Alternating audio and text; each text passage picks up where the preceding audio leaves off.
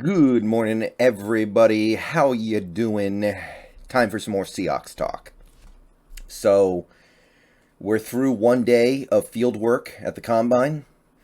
A couple interesting things happened. To briefly summarize what we've seen from the first crop of positions, quarterback, tight end, wideout. A lot of really fast wideouts in this class. Part of me is a little bit sad that we're good at the receiver spot because I love speed in my receivers. If we needed a receiver in this draft class, I would be all over it. But a lot of these receivers ran really strong 40 times. There was a lot of 4.2x, 4.3x. So that's exciting. Maybe there's going to be somebody available down in the bottom rounds or UDFA. And I would not object to that because you can never have enough depth. The tight ends seem a little slow outside of that one guy. His name escapes me at the moment. Um, he ran like a 4.61, and then he bench pressed like 24. So other than him, it was pretty underwhelming at the combine for tight ends. Cade Otton, who is the guy I talked about a little bit yesterday, did not work out because he's still coming back from an injury, I think. More on him a little later, by the way. And quarterback, I didn't notice too much remarkable with the quarterbacks. Riddler ran a 4.5, which is pretty impressive, or Ritter, I guess his name is. And my guy, the guy I talked about a little bit, Skyler, he kind of seemed to measure out in the more average category. Just kind of average height, average wingspan, average hand size, average weight. Nothing too remarkable about him. So that would be the quick and dirty summary of the first day of the combine, but more interesting than any 40 times or bench presses or shuffle or three cones or the shuttle or anything like that is who have the Seahawks met with. And as of right now, there are 7 players that the Seahawks have been confirmed to have met with at the combine. This gives you an idea of who the team's interested in. At the end of the day, teams use their limited number of meetings with players on the players that they have an eye on. So if you see a player that the Seahawks have met with, the odds of us actually drafting them goes way up. So this is most of what we have to work with right now for the Seahawks. Let's take a look at these 7 guys. I'll tell you what I know about them, and sounds good to me. Okay, the first guy here is Treylon Burks, a receiver for the Arkansas Razorbacks. I'll say it right now. I think this guy is out of our league. He's probably going to be a first-round pick. He did run a not great 40 time, so he might fall into the second, I guess, but I can't imagine us using a second-round pick on a receiver. That doesn't make sense on any level as far as I can tell. But Treylon Burks is very good. He actually kind of reminds me a little bit of Debo. Great yards after the catch, great breaking tackles. Arkansas used him in many different ways, sometimes even in the backfield, kind of like we do with Debo. And he has been very productive for them. He had an 1,100-yard season in 2021, 66 catches. Excuse me. And he's, like I said, he's got size. He doesn't have the elite speed, but like I said, when I looked at the way this guy plays, when I looked at the way scouts were talking about him, I kept thinking Debo Samuel. So the interesting thing to take away from this for me is the fact that we seem to be really going after the yards after the catch guys.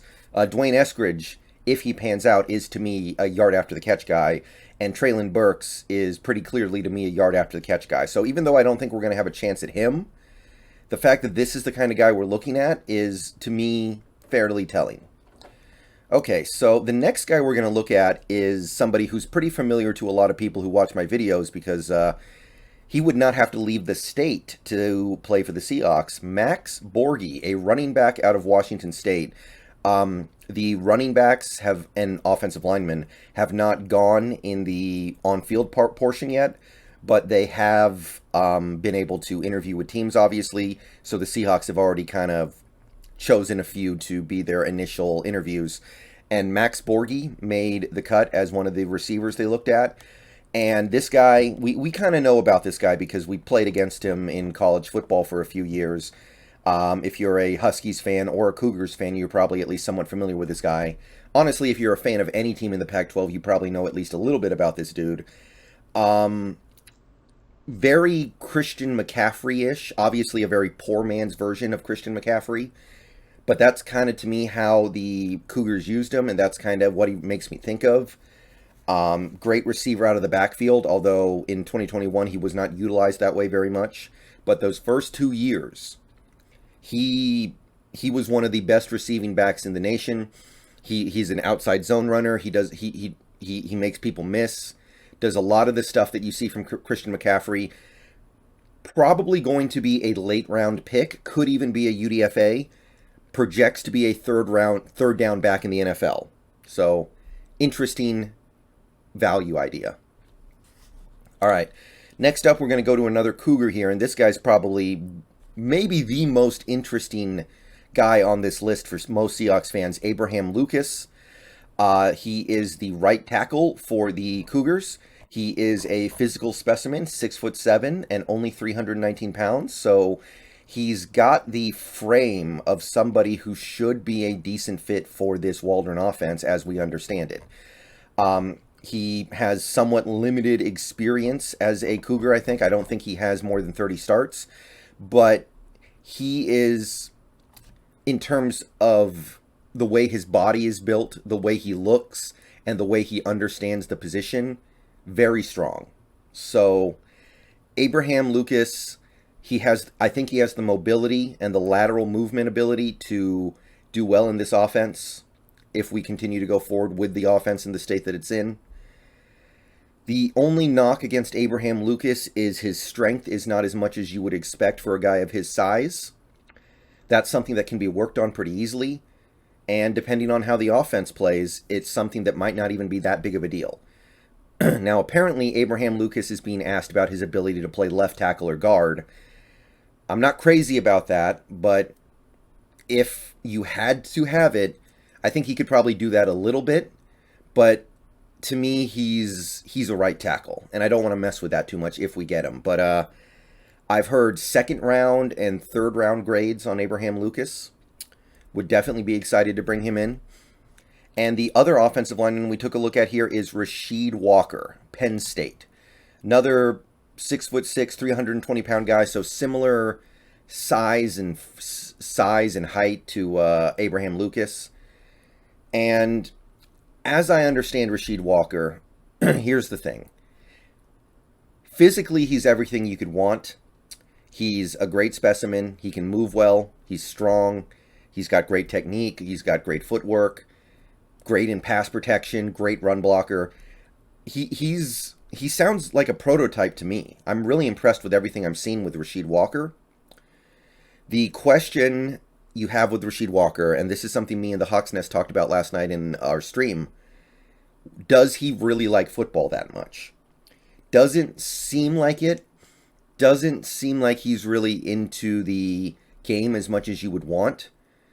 It seems like whether or not he really wants to devote his life to this game is something that's in question.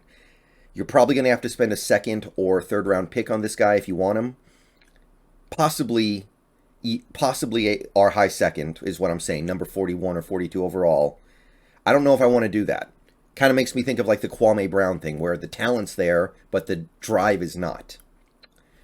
So those would be my thoughts on the offensive lineman. Next up, we're going to talk about a guy we talked about yesterday, Cade Otton, tight end from Washington. I already kind of tried to sell you guys on him.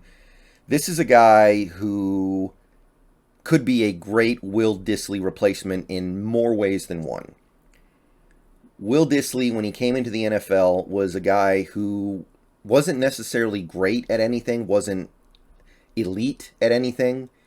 He wasn't super fast. Maybe his hands were great, but he wasn't super fast or super athletic. He wasn't an amazing blocker.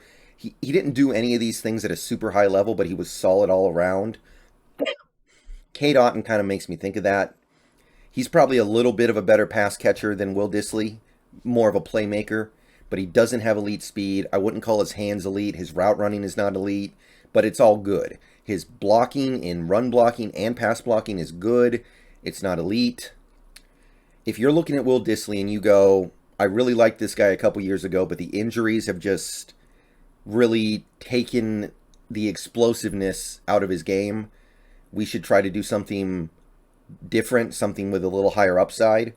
Cade Otton to me would be a really interesting replacement. If he flips to like the 4th round, which I think is possible because he was projected to be a late 2nd rounder, and then he had a bad 2021, mostly because our offense as a whole was atrocious, I would start thinking about it. You could bring back Gerald Everett, or you could bring in a guy like Dalton Schultz, David Njoku, whoever, and then say, okay, nobody's really going to sign Dissly, so we're going to sit on Dissly, and if we draft Cade Otton, then we don't need to bring Dissly back, but if we don't get Otton, then we've got Dissly in our back pocket. We can bring him back for the minimum. That sounds like a decent plan to me. All right, let's close out this video by looking at a couple of running backs. Abram Smith was one of the 3 running backs we took a look at in this initial portion. Running back from Baylor. Also played linebacker in 2020. He actually was, according to the scouting report I read, he was initially brought on as a linebacker, and then his senior year they decided to make him a full-time running back, and it paid off big time. He had 1,600 yards and 12 touchdowns, 6.2 yards a carry for the Baylor Bears, one of their best seasons ever. And when I look at this guy, I kind of see Chris Carson. So right now we don't know what we're going to do with Chris Carson this offseason. I am for moving on from him for multiple reasons. To me, if you lose Chris Carson, Abram Smith is somebody who you could really look at late in the draft, like the 6th round, to try to replace that inside zone power ability. Final guy we're going to take a look at is Isaiah Spiller, the running back from Texas A&M. Hawks Nest does not really like this guy. We talked about him at length in our stream last night. I personally, he's a power back. He's a power back. He does not have elite speed. He does not have elite maneuverability or evasion. It's not terrible on that front, but it's not good. He's kind of got that Chris Carson speed where he doesn't have that final gear where he just outruns the defense. But he is considered to be a credible power back. He's had 3 productive years in college, 3,000 rushing yards and almost 600 receiving yards across 3 years. I don't know about the fit. I know we need some power in this offense, but if we're looking at Isaiah Spiller, who, by the way, projects to be a top 50 pick at least, meaning you'd probably have to use your 2nd round pick on him, if that's the plan, if that's the idea, I'd much rather get Abram Smith in like the 6th round than Isaiah Spiller even in the 3rd round. And Isaiah Spiller is actually one of the most high-profile running backs in this class, so you might not even be able to get him there. You might actually have to spend a 2nd round pick on him, and not really feeling that. That doesn't make a whole lot of sense to me. So, one thing that I'm taking away from this, the fact that we're looking at guys like Abram Smith and Isaiah Spiller does make me think that we're looking for Carson insurance, kind of. Or, I guess insurance might not be the right word, but the ability to move on from Carson by finding a player who can do similar things for much cheaper. So that's cool. I'm not too excited about spending a top 100 pick on Isaiah Spiller, though. And that's all we have so far. Those are our initial meetings. Most of the guys here I'd be very interested to bring in. If we could end up with Abraham Lucas in the 2nd round, me and many other Seahawks fans would be very excited about that. Borghi and Abram Smith both seem like logical candidates to be late round draft picks. And I have my eye on Cade Otton. So let me know what you think about these initial meetings. We'll learn about more meetings the team has had in the coming days. I'll talk about them, but this to me is the most interesting thing that's come out of this combine so far. So peace out. Go Hawks. Hey, couple of local guys here. Would be nice to keep them in state. All I'm saying.